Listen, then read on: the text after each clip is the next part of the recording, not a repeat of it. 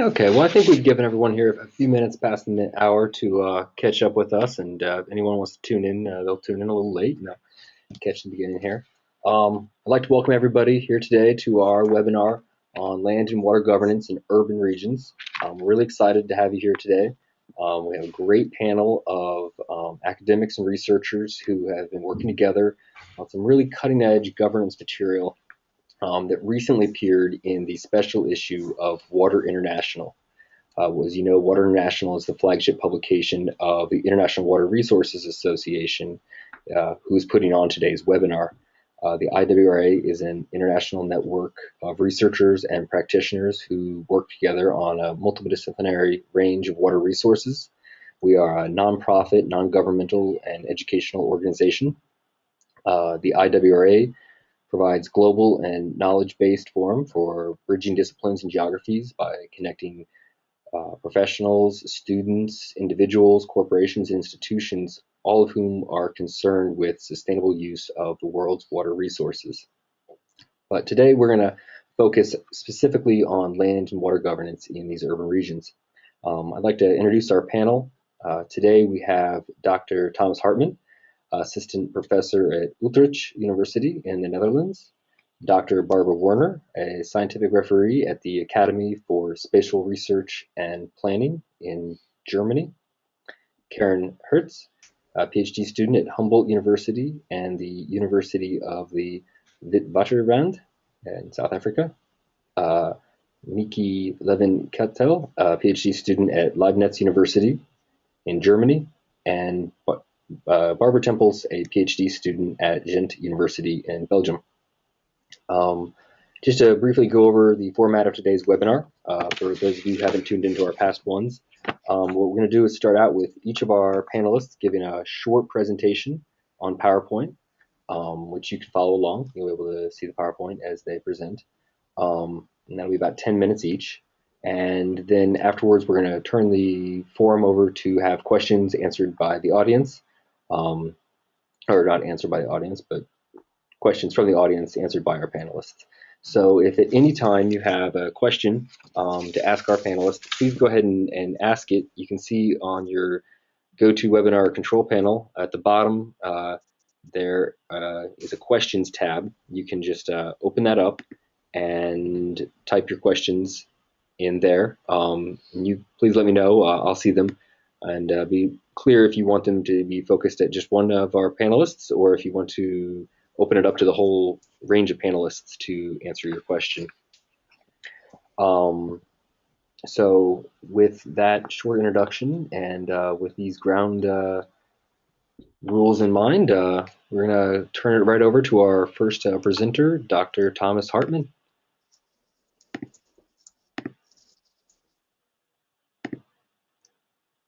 Thank you very much. Yes, I think you should see my slide right now, right? Yes, if you just, I made you the presenter. Yeah.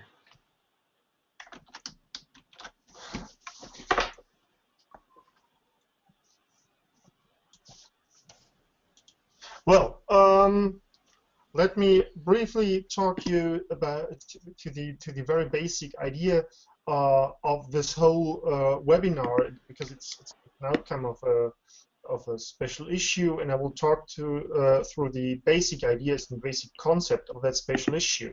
It bases on a very simple fact that there's a society that intensifies and expands the use of land and water in urban areas needs to rethink the relation on spatial planning and water management in particular.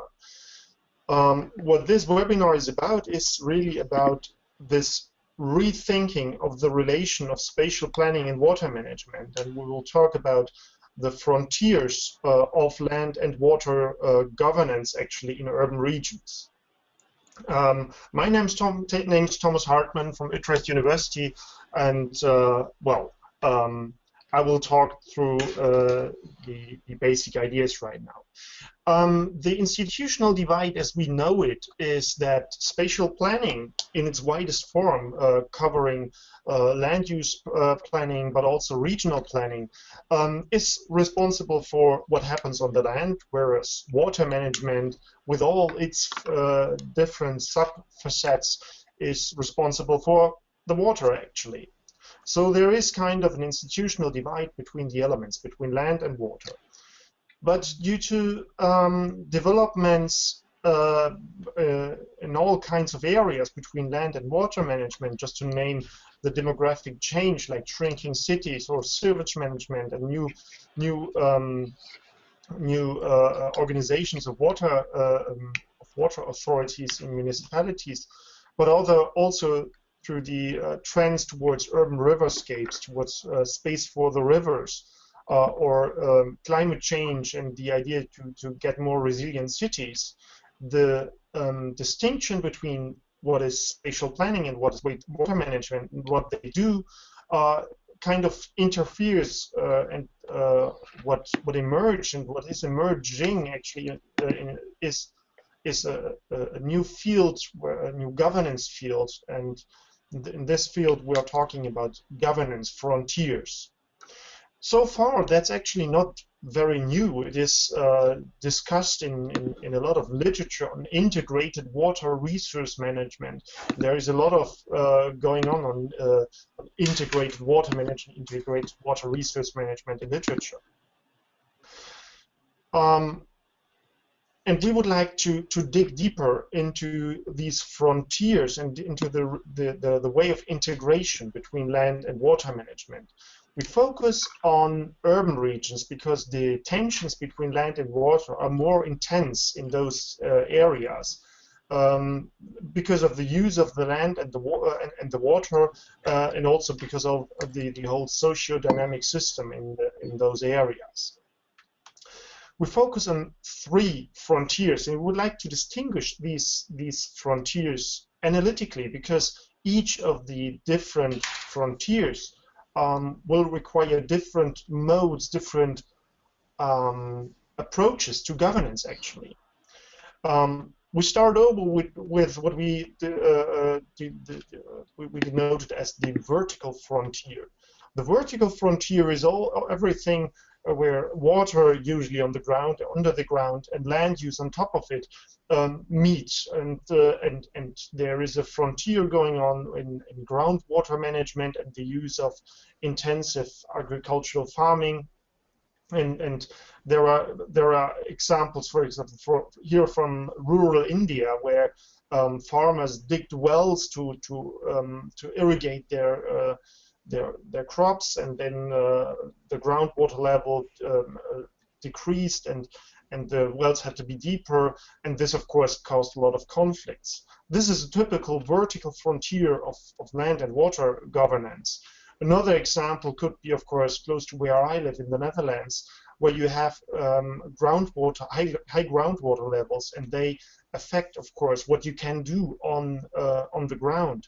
And there are other examples in the Upper Rhine area where farmers had to stop pumping the groundwater for irrigation, and suddenly, all of a sudden, the adjacent houses had flooded cellars. A typical governance frontier of land and water.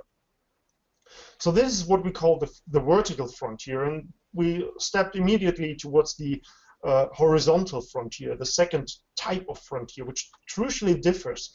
This frontier is usually between land on the one side and water on the other side. A typical situation could be, of course, an urban waterfront, where a certain development goes towards the water. And we have a lot of trends in current urban and city planning where planners redetect their rivers and their water bodies, and they want to develop that. There are wonderful examples of nice real estate projects on the one hand, and on the other hand, if you see those projects, you see also the problems with that, the conflicts, not only with other economic uses, but also with ecology, shipping, and other uses. This, for example, is a very big shopping mall in Ludwigshafen on the other side of Mannheim in Germany. Or if the horizontal frontier really goes beyond the frontier, we're talking about, for example, floating homes, not flooding homes. So you see at this horizontal frontier, a lot is going on at the moment. And this is virtually a frontier as opposed to a boundary. It's not a sharp line, it's a frontier extending actually in both directions, but mostly from the direction of land management towards water management. And then there is a third type, which we call the fluid frontier. This is, of course, everything which has to do with the temporal inundation of certain areas, flooding, of course. This is a frontier full of urgency, where certain areas are inundated, and we have to cope with that. This is a typical governance problem, because here you see at the moment in all the discussions on flooding, coastal flooding and also river flooding, there is a lot of struggle going on in terms of governance between land and water management. And if you try to analyze, and I have to wrap up that very quickly, if you try to analyze those governance frontiers, then you suddenly recognize that these three types of frontiers require different types of integration of land and water governance. So this is an important notion to recognize when you talk about integrated water management or integrated water resource management, that we need to make a distinction into the types of frontiers, because there are different governance challenges. I will very, very briefly run through the different types of challenges you see in those areas. Just to give you a rough analytical framework, let's compare the three types of frontiers in terms of legitimacy, which is about who makes the decisions. Effectiveness, where we talk about the institutions. Efficiency, let's focus on the time perspective here, although that's not all about efficiency. And fairness, which is about the winners and losers. And if you compare these three types of frontiers between land and water governance, then all of a sudden you recognize that, for example, in the vertical frontier, we deal with rather long-term and invisible issues. Governance challenges need to be legitimized via expert knowledge. If we talk about the vertical frontier, in particular about sewage management and drink water supply, it's a question of the appropriate scale, because of the long term of the effects and the unobvious causes and effects. At least for lay people, it's very not very obvious why things happen on that frontier. It's also very, very difficult to find governance schemes, and the governance scheme also has to cover with the liability issues at that governance frontier, because of the time and space, which is very remote to the source of the externality. The same for the horizontal frontier. There are different governance challenges, like described on that slide. I will not run through everything, but what is important is, on the horizontal frontier, we are mostly dealing with rather short-term project-driven issues, where balancing competing interests is rather important. This is totally different from the first type of frontier, the vertical frontier, and then it goes on with the fluid frontier. And because of the time, I will not run through every aspect of that. But in the fluid frontier, we're dealing with an issue of downstream, upstream issues, disconnected actors, which are not well physically and psychologically connected with each other. It's often an issue of transboundary issues. It's not project-driven. It's not a large scale, but it's risk-driven.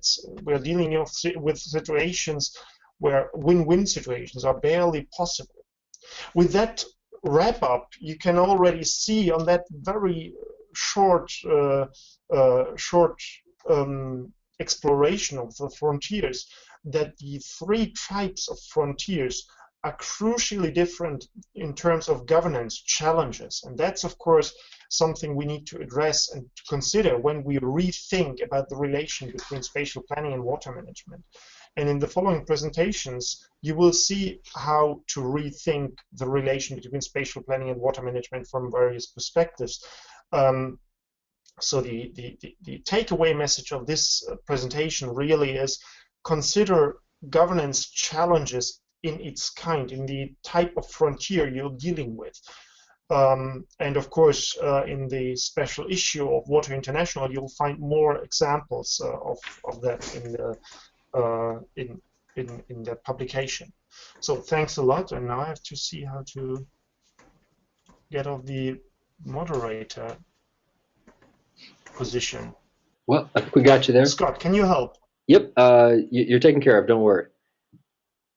I appreciate that's a great overview. Thank you, Dr. Hartman, for that really in-depth and unpacking of the issues that were in the special issue and are going to be in the forthcoming policy brief. We're going to have that out for you by probably by Christmas, we hope. And there's a lot in there, and that really succinctly, I think, unpacked the issues, framed the rest of our discussion today, and gave us a lot to think about right away. Now, to extend on that, we're going to turn right now to Ms. Levin-Keitel for your presentation. Yes. So, can you see my presentation? Here we go. No, not quite yet. Let's. Okay. Can we?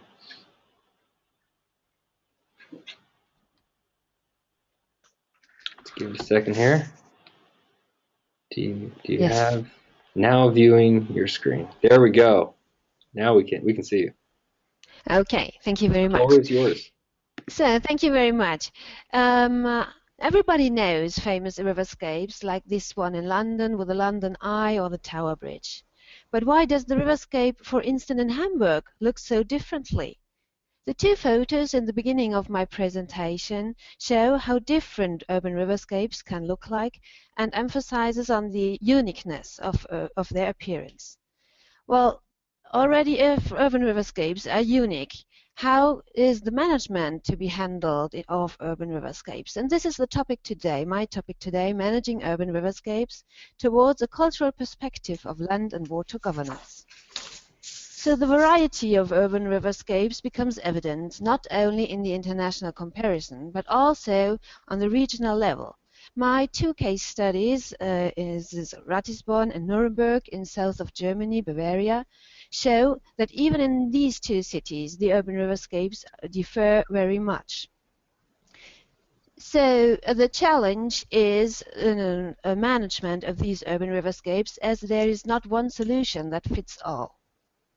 So in my presentation, I base on an actor-centered view, so just asking if it's just a question of governance, and then I explain the role of culture in this actor-centered approach. And finally, I will come to the cultural perspective of land and water governance with a small appetizer of my empirical data. So just a question of governance. So urban riverscapes have many horizontal frontiers, as was already explained by Thomas Hartman. We have different perspectives on riverscapes. We do have the land perspective looking on the water and the water perspective looking on the land. So we have multiple policy perspectives with specific river purposes that have to be integrated. Like here you see the pictures, housing, local recreation, sports, or cultural heritage, tourism activities, nature conservation. Or the more technical ones, flood protection, marine shipping, and infrastructures of all kinds. But let us first have a look on culture and what culture seems to be in this context. Culture is ambiguous but relevant. As Gillistrup defines culture, it is the world conceptions and the values, moral norms and actual behavior, as well as material and immaterial results thereof, which people take over from a past generation and which make them different in various ways from people belonging to other cultures. So using the cultural context means as an analytical framework that we're not talking about the good culture or the bad culture or the good planning culture and bad planning culture, but we want to focus on aspects less regarded in the literature yet. We used an analytical framework developed by Martin Zonderman and me this year to have a look on the planning processes and the cultural levels of planning processes. So first of all, we have a society's culture, which is playing a big role as well. But then we have visible artifacts, the planning context, and organizational cultures, which form the planning culture of, for example, urban riverscapes. So what does this mean? First of all, I want to focus on visible artifacts. Visible artifacts are the way the river runs through a city or the city structure in itself, for example, the medieval city structures here in Ratisbon and Nuremberg. So the visible artifacts can be considered as cultural witnesses in stone, and they are starting point for future development, for any future development. The second level is the planning context. The planning context is the planning conditions and the institutional system. It is who are the actors, the public sector, the private sector, what are actor groups meet and when do they meet, and with which rationality they come along, and what is their focus, what are they focusing on in the urban environment and the landscape. The third level, and for my research the most important, because the visible artifacts and the planning context are nearly the same in my two case studies. That's why they were chosen. So I focused on the organizational cultures. This means these are constellations and interactions amongst and between groups of actors. I recognized the cultural impact of traditions and orientations, the concepts of democracy and justice, the effectiveness of their outputs, and the self-conception and ability to innovate from different actor groups. There, as there is the focus of my research, I want to give you some appetizers. So, for example, the self-perceptions. I chose the two main actors within urban riverscapes in Germany, which are the Water Management Agency and the Urban Planning Authority. I tried to get out the self-perception of these actors and groups of actors. So I start with the Water Management Agency. Water management in Germany is a sectoral planning with high self-confidence. It was further strengthened by, for example, the Water Framework Directive or others, and they have versatile competences on all levels. There was a big reorganization of these water management agencies, but now they are a very modern, very open-minded and innovation-friendly authority. On the one hand, acting on area-based teams on all levels and scales, and on the other hand, in thematic expert teams transferring new knowledge and experiences directly in all levels. Every interview partner I was talking to was able to draw a greater vision of the river's development and the urban water development. This is what we call invisible underlying core assumptions, which are unique to, for example, the water management agencies. On the other hand, and there we see a lot of differences, is the Urban Planning Authority. The Urban Planning Authority is an organization with multiple organizational cultures and targets because they are influenced very much by political statements, positioning, strategies, and inter-administrative collaboration. As the city is sectorized in different branches, this is one of the most important points if the different authorities in the city collaborate. And in addition, planning is very normative. Planning implies the handling of society values and norms about how the urban society wants to live in the future. And urban planners are often seen as advocates for the common good and the public welfare. So this is quite a different starting point than the water management agencies do have. The self-confidence of the Urban Planning Authority depends very much on the organizational leadership, the function and task they occupy, as well as their freedom of decision-making and their willingness to be involved. So what I tried to highlight is the cultural perspectives and the cultural imprint of the organization. That is the way how they interpret different situations, how they interpret different problems and challenges, and what role they take within the whole planning process. So the cultural perspective I tried to introduce very, very briefly, is about that culture matters. So land and water governance based on the same legislation with similar actors differ because of the cultural dimension. A cultural perspective can lead to a deeper understanding of integrated planning as you regard the cultural embeddedness of planning processes. And for example, in the planning practice, they often talk about the black box of integration. So the cultural perspective helps to identify obstacles and weaknesses and understand the norms and values, the language or the self-perception of the involved actors, and helps to overcome misunderstandings or to create win-win situations. So far by now, I hope I could get you an idea of what cultural embeddedness of planning processes is about. Thank you very much. Well, thank you. I think that was a really great presentation, and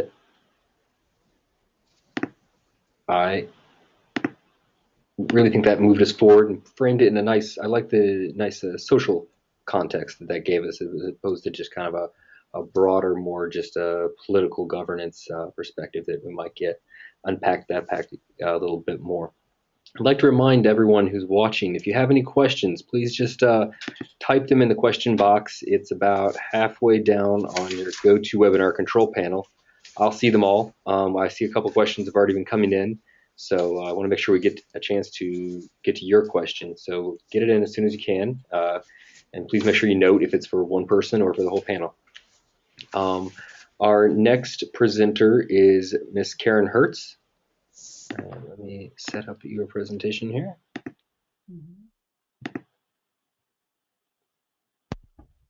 There we go. Do you see the presentation already? No, not yet. Just 1 second. It should actually. Maybe you can resend the link. Yep, no problem. Let's just.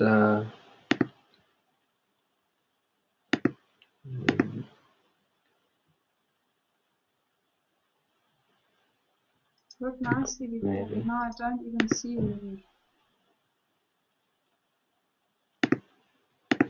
No problem at all. Resend it there. Just send it to you. Yeah.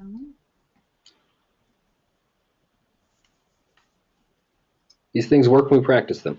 Now it actually, there we go. It should work. Now it should be. It says now viewing. It's not doing it. Beautiful. Looks great. It looks great. Okay, so I can start. Okay, thank you very much for having me. I'm really, really pleased to present parts of my dissertation work to you today. It was parts of the work was actually done during membership to the Dresden-Leibniz Graduate School, but I'm affiliated to the University of the Witwatersrand and Humboldt University now. Johannesburg is an example of a metropolitan city of the global south.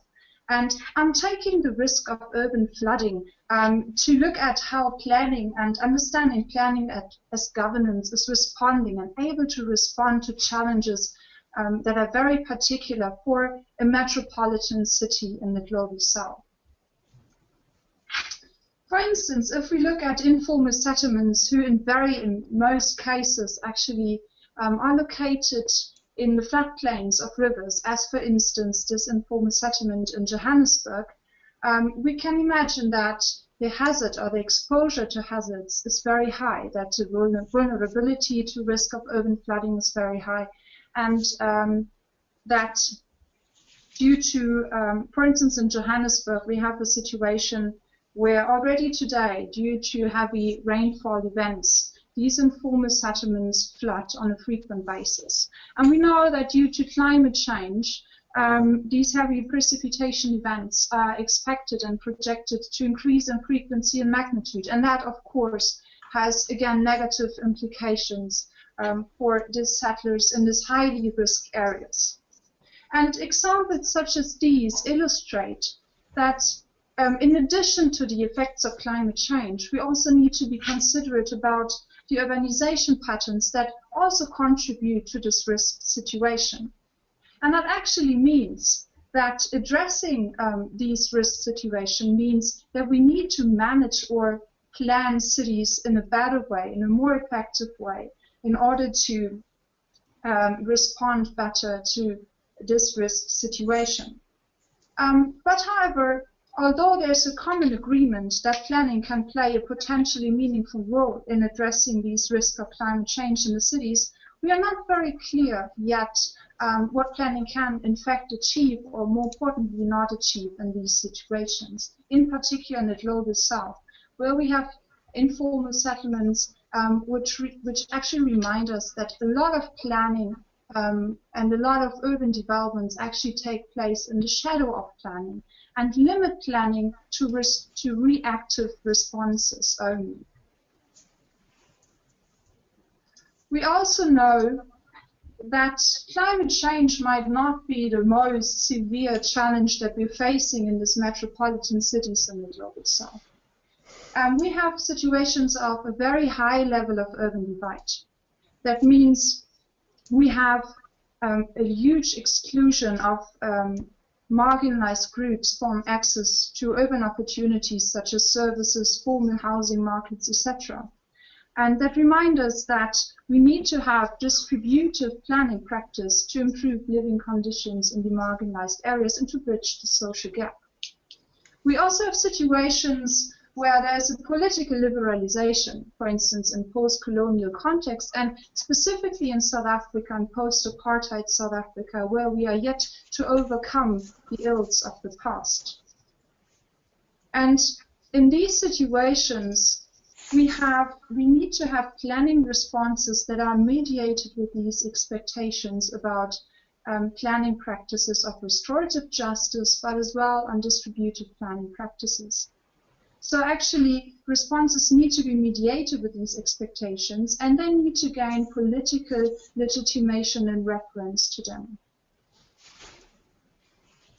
And that very much speaks to what Maike talked about earlier, this framework of cultural expectations and norms that frame planning and that determine the political possible response phase. So what I'm doing what we're doing in the paper is we're looking at governance approaches, or other words, planning practices towards informal growth and climate change challenges. And in particular, the challenge that we're having here is that we need to be able to channel informal growth away from these risk areas, from this space within this fluid frontiers that Thomas mentioned earlier, and to be able to provide safer communities on safer space. In Johannesburg, I talked to planning actors, and interestingly, there was a huge recognition that there has to be a change in the current planning practice. That was not necessarily only related to issues of climate change, but also issues of overall sustainability, financial sustainability, for instance. We are having a very dominant planning practice of giveaway houses that are provided for those who have not had the possibility to purchase a home by themselves, who are in a lower income group, and fulfill certain criteria. And these houses are given by government for free to these people in order to take them out of informal settlements and put them into nicer communities. However, although there was a huge and an impressive achievement of providing more than 3 million houses in the last 3 decades, I think internationally this is outstanding. And of course, there have been really good social implications. There are some criticisms emerging that this practice is not contributing effectively to reduce the flood risks of climate change, and that this planning practice, if we look at the results of the settlements themselves, but also at the quantity of houses that can be provided versus the quantity of demand, that this practice further shapes flood risks and appears to be not an appropriate response to informal developments within cities. So what we did is we looked at what responses were actually emerging. how they were politically possible to be implemented and what kind of barriers emerged. And I think before we go into the discussion, it should be more like an input to further discussion what I'm doing. I'd like to present two argumentation lines that are very central to the paper. The first one is governance barriers. What we're doing is we actually describe a lock-in situation that is politically very difficult to escape. And that means that this current practice of providing giveaway houses for free to certain population groups is politically very difficult to change towards a different practice, an alternative practice. And that means that this lock-in situation substantially limits the possibility to realize adaptive options or innovative adaptive options, which are very much emerging in Johannesburg, but which are not necessarily able to be implemented at scale. And we're also seeing that although there's a recognition to change, that there are innovative options available, this common planning practice of giveaway houses is actually repeated, and it's counterproductive, of course, concerning proactive and anticipated flood risk management. So why are we talking about limits beyond classical governance approaches in this regard? It's because we look at context factors that actually shape this lock-in situation. And usually when we talk about governance barriers, we look at internal factors such as capacity constraints, such as knowledge, such as interest of different groups, power relations, and what have you. But we actually go beyond these barriers because we're saying that even though we might address these issues such as financial capacity constraints by programs of development cooperation, we are encountering barriers that even though we have these effective responses towards governance challenges are not removable and are constant or how to say relatively constant in their existence.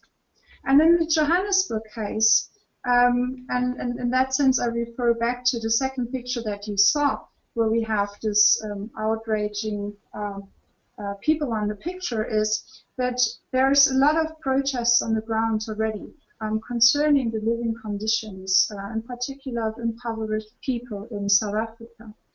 And in this situation, we have an expectation to receive a giveaway house, which, interestingly, is identified with restorative justice practices before. And that is a very sensitive issue to touch because of the apartheid history that is given there. And the second one is that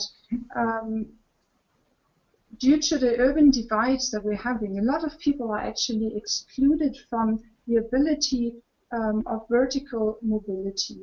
And that means by their own means they won't be able to effectively improve their living conditions. And receiving such a giveaway house implies not only receiving shelter but also an economic opportunity which otherwise people would not get. For instance, you can rent out your house, or you're provided with the land around your house that you can rent out to other people, so you can gain an income and you can improve your living condition. So everything that actually affects this practice or implies shifting away from this practice needs huge resistance within the communities. And for political decision makers, that is a very difficult situation. First of all, because already on a frequent basis, there's violent service delivery protests in Johannesburg, and not meeting expectations of communities is a threat to social peace in the city. And second, politicians are aware that if they change this practice, they're going to be voted out. And in that sense, I think we can go more into detail in the discussion, but the research actually contributes to understanding this origin factors of political adaptation barriers. And we can actually, by framing a certain response space, give implications on possible adaptation policies and practices in such lock-in situation. And we can actually contour what practices would meet resistance and what would be possible within this lock-in situation in order to improve the effectiveness of the programs that are implemented. And the second argumentation line is behind governance logics. Just going through it very briefly. I mean, we're seeing, if we look at the literature on adaptation, I'm talking adaptation, but it also implies flat risk management in this sense, that although there's an increase in this literature that looks at low and middle income countries, research very much remains focused on the global north. And that is problematic because we have very different urban dynamics in the global south than in the global north. And these informal urban developments are a very good example. And they also reveal that not just the developments are different, but also the planning challenges that come with it are very different.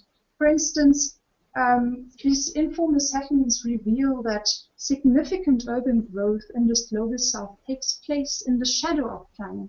And that planning, as I mentioned earlier, is limited to reactive measures only. But we need to have approaches that are proactive, that help us to channel growth away from these areas. And we need to have approaches that respond to the anticipated effect of urbanization and climate change at the same time. And that means that planners in the global south face additional planning challenges that the northern discourse does not address. And here in the northern discourse, we usually look at issues such as complexity and uncertainty when it comes to risks of climate change, such as flood risk. But also in the global south, we should think about governance approaches that address the more general problem of efficacy of planning, of the ability to steer developments that are actually not planned or not plannable at all. And what we did in the Johannesburg case was looking at various planning options that emerged in Johannesburg. And we saw we're actually describing three quite successful approaches, and maybe we can have a look at them more in detail in the discussion. And by looking at an example of an informal settlement, we like to draw or shift the attention more to these planning challenges that are interconnected between informal growth and climate change as well. And in that sense, try to improve the evidence-based policy advice on climate change adaptation, because currently we have a situation where planners feel that the results or insights that are gained in the global north are not sufficient to provide substantial guidance for policymakers and decision makers in the global south. And this is actually the paper that, oh sorry, now I've lost it, that Thomas mentioned earlier as part of the special issue of Water International. No, I think I've lost it, but okay, thank you very much. Oh, sorry, I didn't mean to cut you off. I just thought you were wrapping up there. No, I cut myself off. Okay, well, sorry. One way or the other, we'll get to it. It's fine. That was great. I really appreciate that, and I think it provided a different global south perspective, which sort of extended and gave us another way to look at the conversation started by Levin Keitel's presentation, focusing on the social side. I thought that was really helpful. Again, I'd like to remind everyone that if you have questions as they come in and they come to you and they come to your mind, go ahead and ask them now in the question box. It's about halfway down in your GoToWebinar control panel. And we'll get to those questions as soon as the presentations are wrapped up. We're hoping to leave plenty of time for that. And now we have Dr. Barbara Temples, Miss Barbara Temples. Not sure if you have your doctorate yet. Don't want to jinx you there.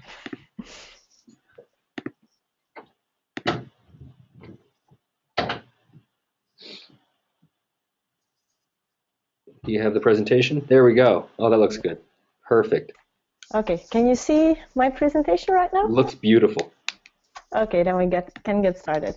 Okay. So I'm presenting the paper I wrote together with Thomas Hartman, who's also in the panel, for the special issue, and it's called A Co-Evolving Frontier Between Land and Water.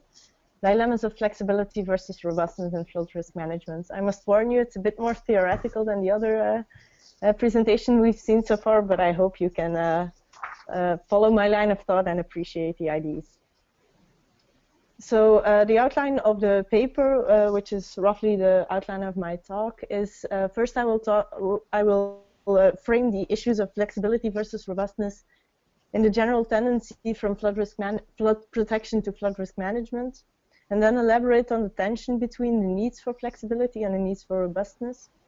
And then the concept of resilience will be elaborated on, and the co-evolutionary framework, which will shed a new perspective on this tension, followed by the conclusion and discussion. So on the top of your screen, you can see photos from the 53 flooding in Flanders, which was caused by a levee breach. And after this, and the 72, I think, flooding, our government embarked on a mission to protect from flooding, which is quite similar in all Western European countries, a flood protection approach, which is very robust. But at the bottom, you can see pictures from 2010, and we see that although investments are very high in this flood protection scheme, floods still happen frequently and damages are still very high. So a kind of shift is happening from this protection approach towards more risk management approaches that provide more flexibilities, as we see that the protection approach doesn't work. So this turn from protection to flood risk management is triggered by a need for flexibility, but where does this need come from? And does this need, we don't need any robustness anymore?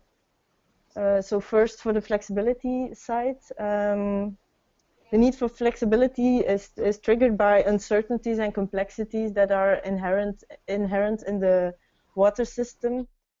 Climate is very variable and also changing towards an increased frequency and intensity of flooding due to climate change. But also human interventions induce alterations in the water system, such as technical infrastructures, but also urbanization and the increase in sealed land. So this means that our water system is changing, but also the socio-spatial system is changing. We have rapid urbanization, but also multiple actors that are involved in the issue and ideas and frameworks that change throughout time. So all these kind of changes and uncertainties and complexities ask for more flexible approaches, more adaptable approaches, and however these might seem discomfortable or hard to do, it seems that it is necessary to become more flexible. However, this does not mean we don't need any robustness anymore. Spatial planning decisions are based on the assumption that a certain piece of land will remain physically consistent over a long period of time, because these kind of land use allocations and spatial developments are very hard to change. So spatial development actually asks for a kind of robust setting, and traditional flood protection has enabled this kind of mechanism in the past, providing a robust setting for all kinds of activities. But the changing situations challenge this kind of approach, and being too inflexible is leading towards a lock-in situation. So we have established that on the one hand there is a need for robustness to enable stable spatial development, but on the other hand there's also a need for flexibility due to the changes in flood risk and the socio-spatial system. Both claims are legitimate, and both approaches have their advantages and their disadvantages. So it's not a question of accommodating one or the other, but rather the question is how to balance these two needs and accommodate them both. And the rest of the presentation will address this issue by discussing the resilience approach and the co-evolutionary interactions between flood risk management and society. So although resilience is best known as an advocate for more flexible approaches, the concept also stresses the need to balance it with robustness.